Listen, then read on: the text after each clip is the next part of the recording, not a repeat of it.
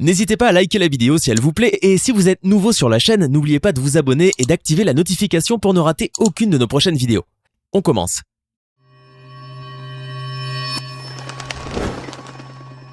Bonjour et bienvenue à tous. Jusqu'où peuvent aller certains youtubeurs en quête de popularité pour avoir des likes, des vues et toujours plus d'abonnés? La réponse est très loin. Flirter avec les transgressions et l'illégalité ou même franchir la ligne rouge pour choquer ou créer le buzz. Une chose est sûre, les histoires des stars des réseaux sociaux qui ont franchi des limites ne manquent pas. Voici aujourd'hui les histoires de 10 youtubeurs qui sont allés trop loin pour des vues. Cole et Savannah Labrent sont des vlogueurs célèbres pour leur jolie apparence blonde, leur fille de 5 ans, Everley, et leur fière foi chrétienne. Leur chaîne YouTube compte plus de 6,5 millions d'abonnés et la famille peut également se vanter d'un nombre important d'adeptes sur Instagram. Plus de 10,5 millions de comptes pour le trio mari-femme-fille et leur chien a également un compte avec près de 680 000 adeptes. La famille présente un mode de vie sain et 100% chrétien qu'elle a monétisé pour en faire une entreprise lucrative en tant qu'influenceur sur les réseaux sociaux.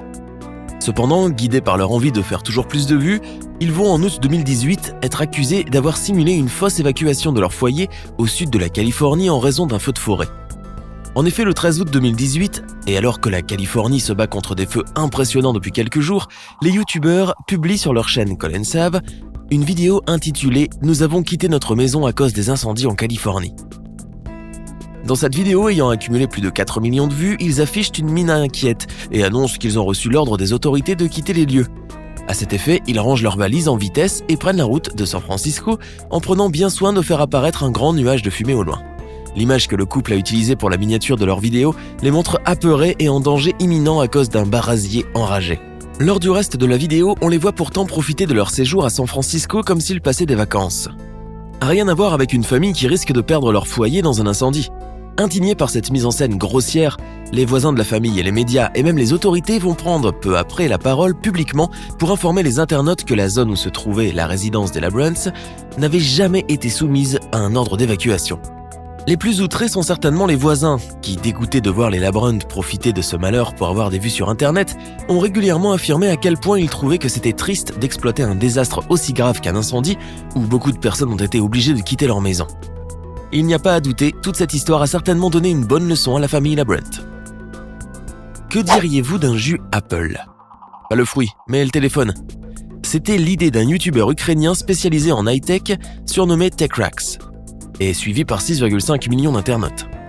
La plupart de ces vidéos impliquent des smartphones récents dans des tests de produits déguisés. Il réalise des fantasmes idiots dans un style de « ne faites pas ça chez vous ». Sa vidéo du 30 août 2018, vue par plus d'1 million, fait l'objet de l'un de ses délires. L'idée est de broyer un iPhone X dans un blender et de le boire avec une paille filtrante LiveStraw. Ce blender permet de transformer de l'eau contaminée en eau potable en randonnée ou en voyage. Utilisé dans l'expérience pour broyer un iPhone, il a donc été endommagé. Mais ce n'est pas vraiment cela qui a été l'objet des reproches, mais plutôt le fait qu'il ait bu le produit mélangé avec de l'eau. En effet, beaucoup ont signalé que l'expérience était dangereuse, car le youtubeur pourrait être imité par les personnes les plus influençables de sa communauté et les mettre en danger. En 2017, les vidéastes américains Daddy05 et Mommy05, de leur vrai nom Michael et Heather Martin, habitant au Maryland aux États-Unis, comptaient 750 000 abonnés. Ayant 5 enfants, ils se permettaient de régulièrement abuser des deux derniers, Cody et Emma, pour la gloire et les clics.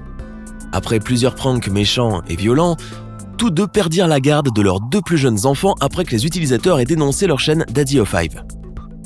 Suite à ces faits, Cody et Emma ont été placés avec leur mère biologique Rosal, et Mike et Heather ont définitivement perdu leur garde et n'ont plus le droit d'entrer en contact avec les 2 enfants. Toujours dans l'univers des mauvaises blagues, Can Warren alias Reset, un youtubeur espagnol de plus d'1 million d'abonnés âgé de 19 ans, à l'époque des faits, a décidé un jour d'humilier un sans-abri dans une vidéo. En janvier 2017, défié par l'un de ses abonnés, cet adolescent espagnol s'est filmé en train de retirer la crème à l'intérieur des biscuits industriels de la marque Oreo pour la remplacer par un dentifrice, puis il est parti l'offrir accompagné d'un billet de 20 € à George L., un mendiant roumain. Surpris mais content, le mendiant s'est empressé de déguster son Oreo. Malheur, il a immédiatement été pris de violents vomissements. Après les réactions négatives et les insultes que Reset a reçues, il a décidé de supprimer la vidéo polémique et d'en publier une autre accompagnée d'excuses auprès de sa communauté et du sans-abri lésé. Il est même parti le retrouver pour lui donner cette fois 300 €. Il a également passé la nuit dehors avec lui pour expérimenter les conditions difficiles de sa vie sans domicile fixe. Mais tout cela n'a pas suffi, et la polémique a au contraire rapidement enflé. D'autant plus que ce vidéaste n'en était pas à son coup d'essai. En effet, il avait déjà offert à des personnes âgées et des enfants présents dans un parc des sandwichs garnis d'excréments de chat. Burk! Outre sa peine de prison de 15 mois avec sursis et son amende de 20 000 €, la justice l'a condamné à une interdiction de publier du contenu sur YouTube pendant 5 ans et à l'obligation de supprimer sa chaîne. Trollstation est une chaîne britannique connue pour ses vidéos souvent indécentes. Elle possède près de 700 000 abonnés et c'est l'une des plus grosses chaînes YouTube au Royaume-Uni. Ses membres organisent des expériences sociales mais aussi des canulars. Durant l'été 2015, en quête de buzz, le collectif avait décidé de braquer le musée londonien National Portrait Gallery pour effectuer une caméra cachée. Pour réaliser ce faux délit, ils ont tout bien mis en place et ont même prévu un faux kidnapping pour plus de réalisme. Le prank a cependant rapidement mal tourné puisqu'ils ont créé un mouvement de panique dans la foule. À la suite de cette tentative d'humour qualifiée de tordue et d'immature, 4 membres du collectif ont été condamnés à de la prison ferme de 4 à 5 mois. D'ailleurs, ce n'est pas la première fois qu'ils ont des ennuis avec la justice. Le fondateur du collectif, Dan Van Lee, avait déjà été emprisonné en 2016, en cause encore une vidéo sur une fausse bombe.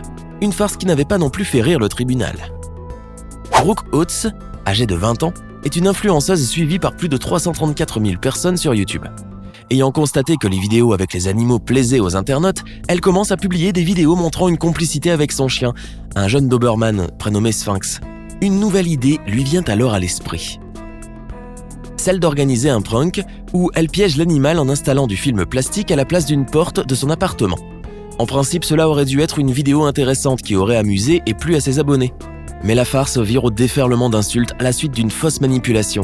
Car le mercredi 7 août 2019, elle publie par erreur les rushs où elle le brutalise en hurlant sur lui, le frappant, l'enserrant, voire même lui crachant dessus.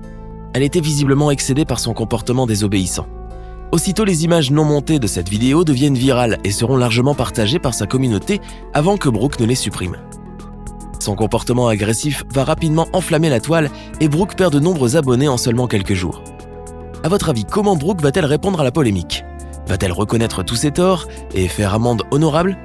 Pas du tout.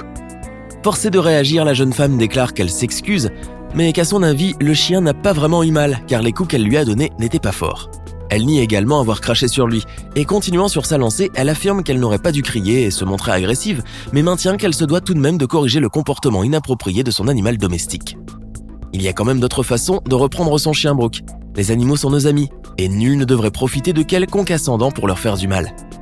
Elle qui diffusait quelques jours auparavant tous ses conseils pour dresser et élever son chien sans violence et avec douceur, sa communauté est terriblement déçue. Conséquence, les autorités de Los Angeles en charge de la protection animale ont ouvert une enquête et devraient prochainement interroger la youtubeuse. Felix Arvid Ulf-Kjellberg, aka PewDiePie, est le youtubeur le plus populaire du monde, mais il n'est pas à l'abri des critiques pour autant. Même s'il a fait l'actualité tout le premier semestre 2019 à cause de sa guerre avec T-Series pour le titre de youtubeur numéro 1 au monde, ce n'est pourtant pas la première fois que ses actions faisaient autant parler de lui. Le 11 janvier 2017, il diffuse une vidéo qu'il a faite grâce au site Fiverr, plateforme ayant le concept de rémunérer des personnes pour effectuer des tâches de tout genre. Il veut prouver que sur Internet, pour de l'argent, n'importe qui peut faire n'importe quoi. Il va donc sur Fiverr et décide de commander une vidéo chez 2 Indiens qui proposent de danser dans la nature avec un panneau indiquant le message choisi par un client. PewDiePie paie ce service 5 $ et leur demande de danser en tenant un panneau contenant un message horrible qui souhaite un terrible malheur aux personnes de confession juive. L'influenceur récolte alors des millions de vues alors que les 2 hommes engagés, ignorant le sens de cette phrase, verront leur compte Fiverr désactivé. Outrés, Disney et YouTube, qui préparaient des collaborations avec le youtubeur, vont immédiatement prendre leur distance. Par ailleurs, le Suédois est également immédiatement retiré du programme publicitaire Google Preferred, réservé aux créateurs les plus importants et marketables pour les annonceurs. Un coup dur pour le youtubeur qui s'en est depuis pourtant très bien remis. Alors quel est le youtubeur qui, à votre avis, a le plus dépassé les limites ? Faites-le nous savoir dans les commentaires. Si la vidéo vous a plu, n'oubliez pas de mettre un pouce bleu, de vous abonner et de la partager avec vos amis. À demain, même heure, même chaîne pour une nouvelle vidéo.